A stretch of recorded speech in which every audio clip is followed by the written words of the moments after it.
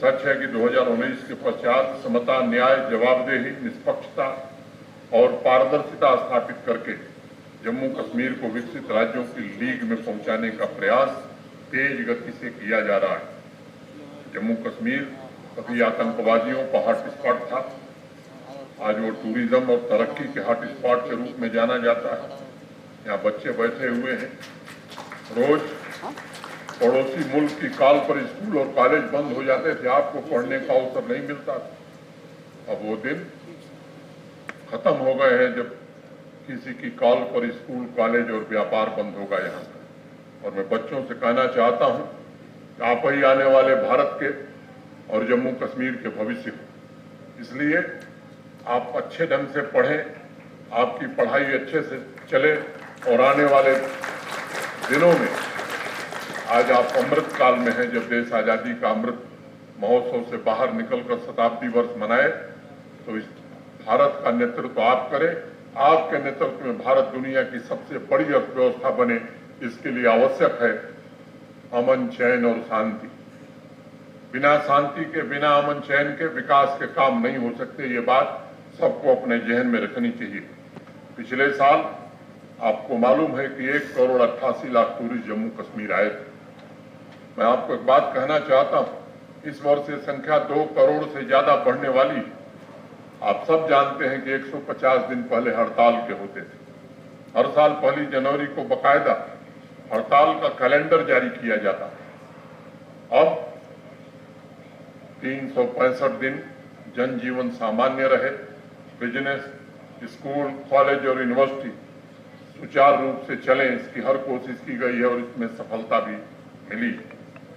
आपको मैं बताना चाहता हूं नौजवान मित्रों, आज 500 से ज्यादा नए एंटरप्रेन्योर प्रतिदिन जम्मू कश्मीर में अपने नए जीवन की शुरुआत कर रहे हैं। हर दूसरे दिन एक नया स्टार्टअप जम्मू कश्मीर के नौजवान के कारण देश को उपलब्ध हो रहा है। आज अनेक लोग हैरान होते हैं कि कोरोना में जब अनेक राज्यों की अर्थव्यवस्था में गिरावट दर्ज की गई थी, तब भी जम्मू कश्मीर की अर्थव्यवस्था ग्रो कर रही थी।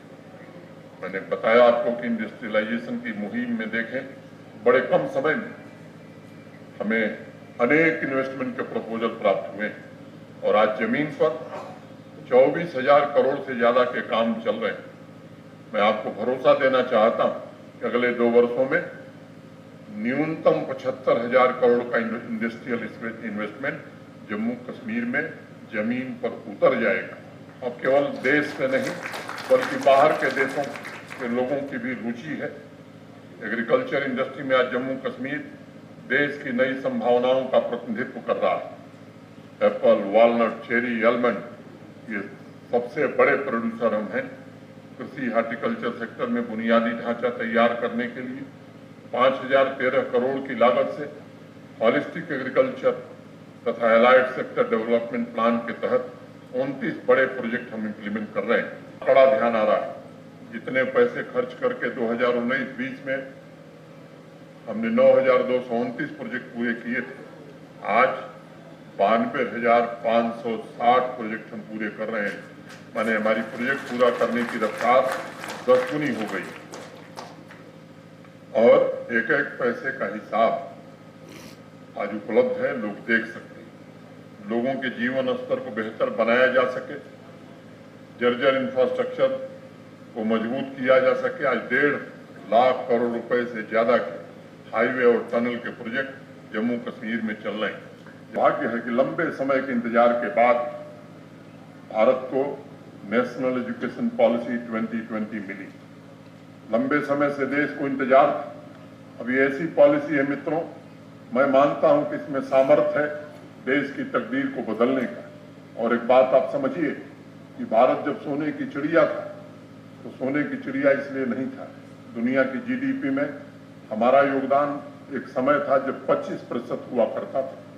गुलामी के कारण लंबे समय तक हमारी शिक्षा व्यवस्था, हमारी वो शिक्षण संस्थाएं जिन्होंने पूरी दुनिया को दिशा देने का काम किया था, चाहे वो शारदा क्षेत्र कश्मीर का रहा हो, तक्षशिला, नालंदा या विक्रमशिला जैसे विश्वविद्यालय रहे हों, जानबूझ करके इन शिक्षण संस्थाओं को समाप्त करने का काम किया गया।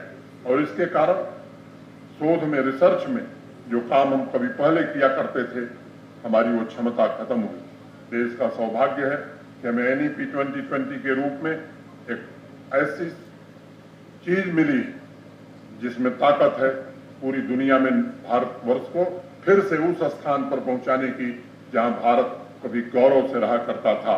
आइए आज हम सब संकल्प लें, और खासकर से मैं युवा बच्चों और बच्चियों से कहना चाहता हूं, आने वाला देश, आने वाला जम्मू कश्मीर आपका है।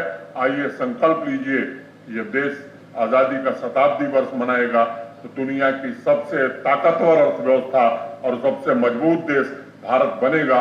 ऐसा सपना लेकर के आप आगे बढ़िए। बहुत बहुत धन्यवाद। जय हिंद।